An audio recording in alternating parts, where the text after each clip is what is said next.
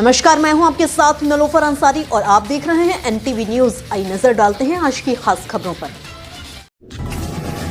राजस्थान के जोधपुर में कोडी थाने के पुलिस अधिकारी हमीर सिंह द्वारा अधिवक्ता के साथ दुर्व्यवहार और मारपीट करने के मामले में राजस्थान उच्च न्यायालय के वरिष्ठ अधिवक्ता श्री रणजीत जोशी के साथ विशेष बातचीत एनटीवी से राजस्थान हेड अमित व्यास की विशेष रिपोर्ट, जिसमें वरिष्ठ अधिवक्ता ने बताया कि हमीर सिंह और एक साथी को सस्पेंड किया गया है और पूरे थाने को लाइन हाजिर किया गया है।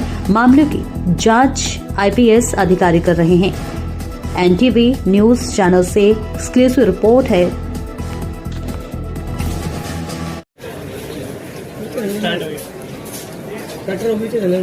जैसा कि अभी कोडी थाने में अधिवक्ता के साथ जो हादसा हुआ उसके बारे में आपसे बात करना चाहता हूँ। एक बलात्कार की पीड़िता को 10 बार बुलाया गया और उसके साथ अधिवक्ता भरत सिंह और उसकी वाइफ गए थे। तो उन्होंने ये पूछ लिया कि बिना वर्दी में बयान लेने वाला कौन है। तो इस बात के ऊपर जो है सीआई साहब ने हमारे अधिवक्ता साथी को अपशब्द कहे, वकालत के बारे में भी अपशब्द कहे और कहा तेरी वकालत उतार दूंगा, तेरा खोपड़ा खराब है क्या। इस तरह से एक पुलिस अधिकारी से एक्सपेक्ट नहीं करते कि वो एक officer of the court 21 class पढ़ा हुआ एक विद्वान अधिवक्ता अगर जाता है तो उसके साथ अच्छा व्यवहार करना चाहिए। अधिवक्ता नहीं बल्कि अगर कोई पब्लिक आदमी भी जाता है, जनता भी जाती है, तो उसके साथ भी अच्छा व्यवहार होना जरूरी है। जहाँ तक बलात्कार के केस है, मैं समझता हूँ 196 BNSS की धारा है जिसमें पीड़िता के बयान जो है उसके घर पे लिए जाने चाहिए और महिला अधिकारी के द्वारा लिए जाने चाहिए। तो पहली बात तो पुरुष बिना वर्दी के बयान ले थे और उसके बाद में उनकी वाइफ के साथ और अधिवक्ता के साथ जो मारपीट की गई वो बेहद शर्मनाक है। उसकी हम जोधपुर के अधिवक्ता कड़े शब्दों में निंदा करते हैं और जब हम वकीलों को मालूम पड़ा तो हम रात को थाने पहुंच गए।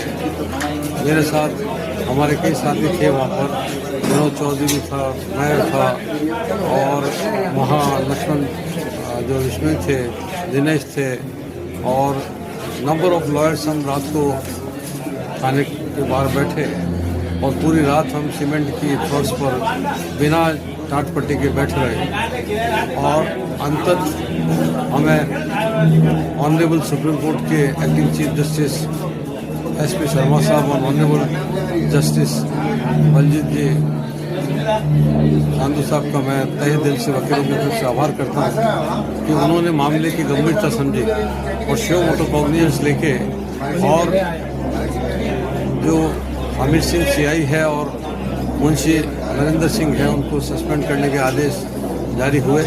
पूरे थाने को लाइन हाजिर किया और स्किल पार्ट पढ़ाने के भी डायरेक्शन दिए गए, क्योंकि उनको ये मालूम ही नहीं कि जो पुरानी 41D सेक्शन है जो CRPC का और जो नया सेक्शन है वो 38 है। क्या इसमें कोई कानूनी दंड का प्रावधान नहीं है? उसमें कानून का ये प्रोसीजर है कि अगर किसी को पकड़ा जाता है या किसी को थाने लाया जाता है तो वो अपनी मर्जी का एडवोकेट इंचार्ज को क्या क्या बुला सकता है और वकील वहाँ जाने पे जो भी इंट्रोगेशन होता है वो भी वकील की प्रेजेंस में होनी ज़रूरी है। लेकिन वो ये पूछ सकते तुम थाने क्यों आए। हमारे पास लीगल अधिकार है। 97 के अंदर DK बसु का सुप्रीम कोर्ट का जजमेंट आया जिसमें गाइडलाइन दी गई पुलिस के लिए कि पुलिस थाना सार्वजनिक स्थल है और वो अपने सारे जो राइट्स डिटेन के होते हैं वो बोर्ड पे लगाएंगे कि क्या क्या अधिकार है। अरेस्ट करने के रीज़न बताएंगे, 2 रेस्पेक्टेबल पर्सन्स को मोहल्ले को जो मोतबर बनाएंगे जो नहीं बनाते हैं और अरेस्ट करने का रीज़न बताएंगे और उसके बाद में उसके परिवार वालों को टेलीफोनिक सूचना देकर बुलाएंगे और उसके चॉइस के वकील को बुलाएंगे। 97 DK बसों और उसके बाद में नंबर ऑफ केसेज आए और लास्ट 2014 का जो केस आया था criminal law report 2014 volume 3 case 721 जिसमें Arnesh Kumar versus state of जो है वो बिहार था, उसके अंदर भी कहा कि 7 years की पनिशेबल ऑफेंसेज है उसमें मैंडेटरी अरेस्ट की जाएगी। लेकिन बड़ी शर्मनाक बात है कि जो 151, पावर्स हैं, झगड़ा कुछ होता ही नहीं है और किसी भी व्यक्ति को 151, 107 के ऑफेंसेज में गिरफ्तार कर लिया जाता है। जो अभी वर्तमान में 173 BNSS की धारा है, इसका मिसयूज हो रहा है। नहीं तो जैसे अधिवक्ता पुलिस को ये समझना चाहिए, जब सुप्रीम कोर्ट ये कहता है कि 7 साल के केसेस तक अरेस्ट मैंडेटरी नहीं, और जिसके अंदर आप बॉन्ड बनाने का 6 मंथ ज़्यादा पनिशमेंट क्या है, 6 महीने के bonds to maintain the peace and tranquillity, कितना ही राइट है। उसके अंदर भी किसी भी वकील को, किसी भी अहम आदमी को आप पकड़ के गिरफ्तार कर देते हैं। मामला 323 का होता अवेलेबल है, लेकिन एक आदमी के जो राइट ऑफ लिबर्टी है, मेनका गांधी से लेके R.K. कपूर से लेके जितने सुप्रीम कोर्ट के जजमेंट्स हैं, इवन जो मनीष सिसोदिया और केजरीवाल तक के जजमेंट है, कन्नी मोजी के जजमेंट है, A. राजा के जजमेंट है, 2G इंस्पेक्टर के जजमेंट है, जिसमें कहा है right of liberty is the most right of every citizen. स्वतंत्रता का अधिकार जो आर्टिकल 21 है, वो जो है हर एक व्यक्ति का अधिकार है और उसको कर्टेल आसानी से नहीं किया जा सकता। तो ये पावर का मिसयूज है। मैं कमिश्नर ऑफ पुलिस से दरखास्त करूंगा, मुख्यमंत्री जी से दरखास्त करूंगा कि शासन जो है ये पब्लिक का है, डेमोक्रेटिक पैटर्न ऑफ द ये कंट्री है, जहाँ जनता सरकार बनाती है, जनता के लिए सरकार होती है और जनता का सेवा करने का जज्बा गवर्नमेंट का भी होना चाहिए, पुलिस का भी होना चाहिए। एक तरफ सेवा मंत्री कहते हैं, बाहर लिखते आदर्श थाना, और अंदर जब वकीलों को पीटते तो आम जनता क्यों भय खाती है? FIR दर्ज नहीं होती। मेरा सवाल भी यही है कि इस पे कोई दंड की कार्रवाई नहीं हो सकती है, जैसे उसने बिहेवियर किया एक वकील के साथ। जो अंडेश कुमार में भी ये कहा कि कंटेम्प्ट ऑफ कोर्ट है, जो कंसर्न स्टेट का जो कोर्ट होगा, हाई कोर्ट, वहाँ कंटेम्प्ट किया जा सकता है। DK वसु में 97 में सुप्रीम कोर्ट ने कहा अगर ये सब वायोलेशन होता, अधिकार नहीं बताए जाते, कौन ड्यूटी पे है, कौन नहीं है, क्या राइट्स है, वो भी नहीं है, तो भी कंटेम्प्ट ऑफ द कोर्ट है। अधिकांश हम बड़ा दिल रखते हैं, जाने दो भाई, कोई बात नहीं। सस्पेंड करने से तो उसका हल नहीं हुआ ना, उसको सजा कहाँ नहीं, देखिए एक प्रोसीजर है जो CCA rules, classification of control appeal rules, CCA rule 1958 है, इसमें सेक्शन 13 है, जिसके अंदर जो है डिपार्टमेंटल इंक्वायरी कंटेम्पलेट होने पर सस्पेंशन रूल 13 के अंदर किया जाता है। और उसके बाद में सेक्शन 16 जो है CCA रूल्स 1958, उसके अंदर मेजर पेनल्टी का प्रोविजन है, डिसमिसल भी हो सकता है। तो वो एक प्रक्रिया, पूरी प्रोसीजर है, उस प्रोसीजर को फॉलोअप करने के बाद गिल्टी अगर होता है तो डिसमिसल भी हो सकता है। तो सस्पेंशन में ये है कि वो इन्फ्लुएंस नहीं कर सकता उस इंक्वायरी को। उस थाने से सभी को हटा दिया गया, बाकी 2 को सस्पेंड किया, बाकी को हटाया गया। तो अब जो इंक्वायरी होगी तो उस इंक्वायरी में ये लोग इंटरफेरेंस नहीं कर सकते, उसको प्रभावित नहीं कर सकते। इसलिए गवर्नमेंट सर्वेंट का सस्पेंशन है और उनका कृत्य, आपने वीडियो देखा होगा, कैसा लगा आपको? बहुत अच्छा लगा। एक ऑफिसर से इस तरह की भाषा का इस्तेमाल करना क्या उचित है? बिल्कुल। जब एक अधिवक्ता ही सुरक्षित नहीं है तो आप नागरिक की क्या बात करें? एग्जैक्टली यही कह रहे हैं। हम अधिवक्ता पब्लिक के लिए लड़ते हैं, हम फ्री में भी लड़ते हैं, हम लीगल एड में नॉमिनल फीस में भी लड़ते हैं, और हम कोई काबिल है तो उससे फीस लेकर भी लड़ते हैं, ये हमारा अधिकार है। लेकिन हम न्याय दिलाने के लिए लड़ते हैं। आप समझो ना, जब पुलिस के पावर जनता पे नहीं चलते, जनता और पुलिस के बीच में वकील है, वो जितना अप टू डेट नहीं होते, वो प्रोविजन ऑफ लॉ जानते हैं, लेकिन हमें latest judgement of supreme court और हाई कोर्ट के जजमेंट्स की हमें जानकारी है। जो 74 है, जो पहले 154 था, उसके तहत पहले ये था कि अगर FIR दर्ज नहीं करे तो आप DCP को आप कर दें 15 डेज तक कंप्लेंट। लेकिन रिसेंटली सुप्रीम कोर्ट ने कहा है कि there is no need of just to keep that registered as a complaint. आप कंप्लेंट करके 15 दिन इसको रखते हो और 15 दिन की जगह 2 महीने आप चलाते हो तो कॉग्निजेबल ऑफेंस में मुलजिम तो कहीं भाग जाएगा, प्रॉपर्टी का मैटर कहीं भी खुर्द कर देगा। तो सुप्रीम कोर्ट ने कहा जब कॉग्निजेबल ऑफेंस है, रिसेंट जजमेंट अभी का, वहाँ पर जो है वो इंक्वायरी की आवश्यक नहीं है। आप इमीडिएटली कॉग्निजेबल ऑफेंस रजिस्टर करके FIR और स्टेप लीजिए।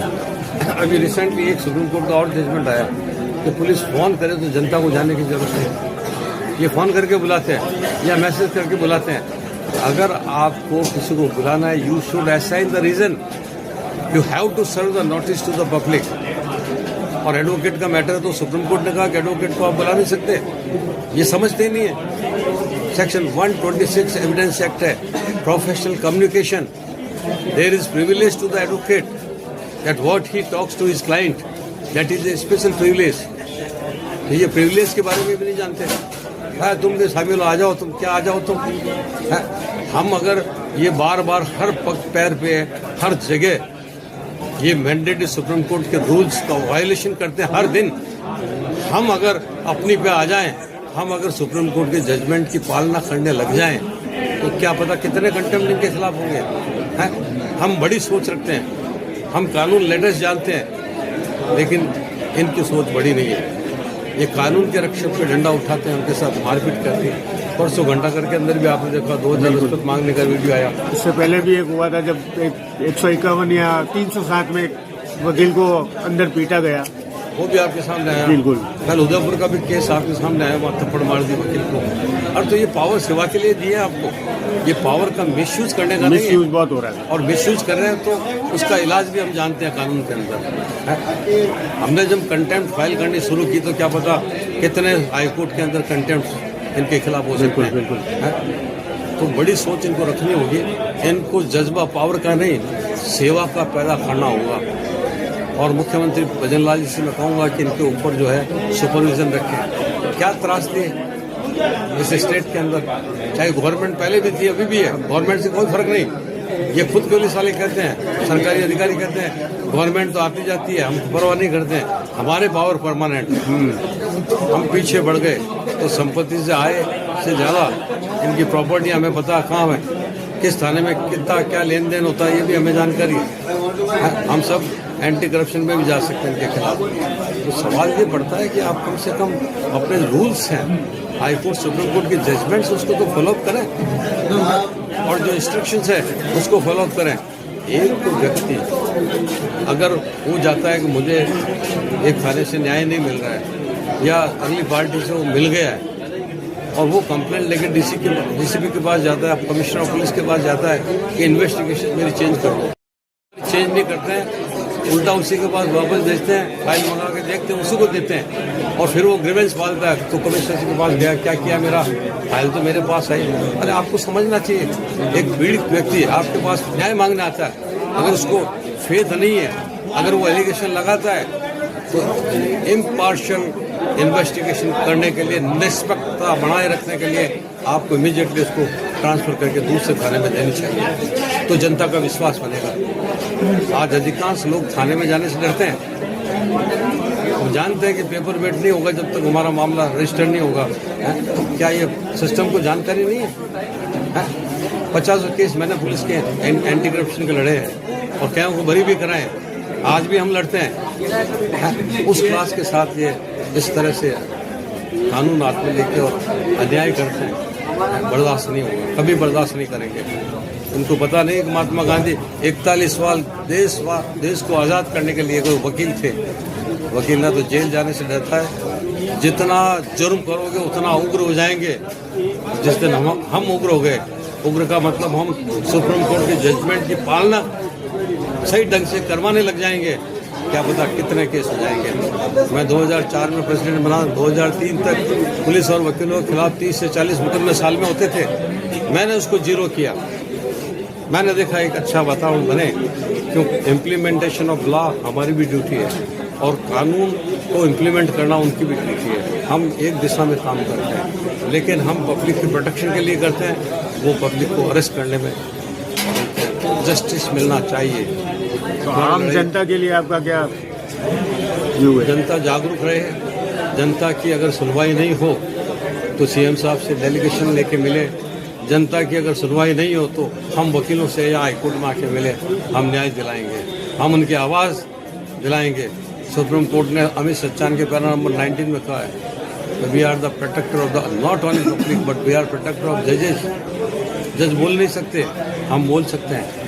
जब जज के खिलाफ भी कोई अनर्गल बात करते हैं तो हम वकील लोग आवाज़ उठाते हैं, क्योंकि जजमेंट में कहा है कि क्योंकि वकीलों की आवाज़ को जनता मानती है, उनका रेस्पेक्ट करती है, तो वो जो बोलते हैं सोसाइटी में वो जनता विश्वास करती है हमारे। इसलिए आप देखिए, आप खुद हैं, आपके पास भी अगर इनकम टैक्स, सेल टैक्स, थाने, कहीं से नोटिस आएंगे, आप कहाँ जाएंगे?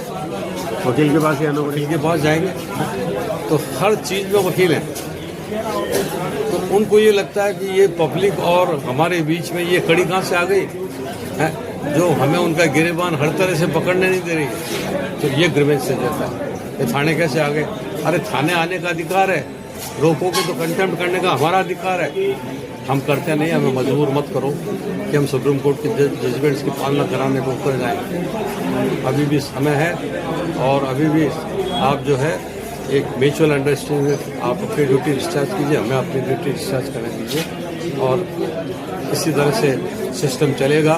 नहीं तो हम तो कई बार हमने विधानसभा का घेराव किया है, फिर कर लेंगे, हमें कोई डर नहीं है।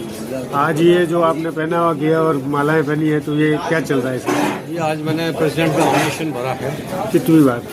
ये 16वीं बार है मेरा। 15 बार मैं प्रेसिडेंट इलेक्शन जीत चुका हूँ। जी। तो जनता का प्यार है, उनकी मोहब्बत है, तो उन्होंने नवाजा मुझे। इसके लिए मैं उनका अधिवक्ता भाई बहनों का शुक्रगुजार करता हूँ। और फिर ये प्यार आप लोगों का है कि आप हमारे रिप्रेजेंटेटिव बन के, हमारे अच्छे लीडर बनकर हमारे राइट्स को प्रोटेक्ट करते हो। बाकी आप हम पे ये चीज़ बहुत बड़ा एक रिस्पॉन्सिबिलिटी है जो हमारे ऊपर आने से बचा लेते हो। आप अपने एज ए लीडर उस रिस्पॉन्सिबिलिटी को अपने कंधों पे ले लेते हो। और हमारे सुनने में आया कि आप परसों भी वहाँ रात को 12 बजे गए, सवेरे 6 बजे तक बैठे रहे, तो ये 4 बजे तक 4 बजे तक बिल्कुल बैठा रहा। तो इस एज में भी आप इतना एक्टिव हैं और बच्चों का इतना ध्यान रख रहे हैं, तो ये रखना पड़ता है। हमारे भाई बहनों जी के ऊपर आपत्ति आती है तो मेरा दिल और अंदर से बहुत दर्द महसूस करता हूँ, मेरा खून खोलता है। काले कोर्ट की रिस्पॉन्सिबिलिटी होनी चाहिए। मैंने कहा ना, हम सारे पुलिस के खिलाफ नहीं है। मैंने निजी जीवन में कई एंटी करप्शन के केसेस पुलिस के लड़े हैं, उनको बरी कराया है। जी कई पुलिस अधिकारी के मुकदमे में मैंने हाईकोर्ट से बेल कराई है। हम उनके खिलाफ नहीं है, हम उनके खिलाफ हैं जो वकीलों के खिलाफ, जनता के खिलाफ अन्याय करते हैं, कानून हाथ में लेते हैं और अपराध करते हैं। उसको रोकने की हमारी आवाज़ है। तो आवाज़ देकर जब जी चाहे बुला लो मुझे, मैं कोई गुजरा वक्त तो लौट के ना सकूँ। Thank you, thank you. मैं Ranjeet Joshi, member bar council of Rajasthan, और मैं 15 बार राजस्थान हाईकोर्ट एडवोकेट एसोसिएशन का अध्यक्ष रहा हूँ और अभी 16वीं बार चुनाव कंटेस्ट करने के लिए जा रहा हूँ। कांग्रेचुलेशन आपको एडवांस में। Thank you very much. Thank you. Thank you.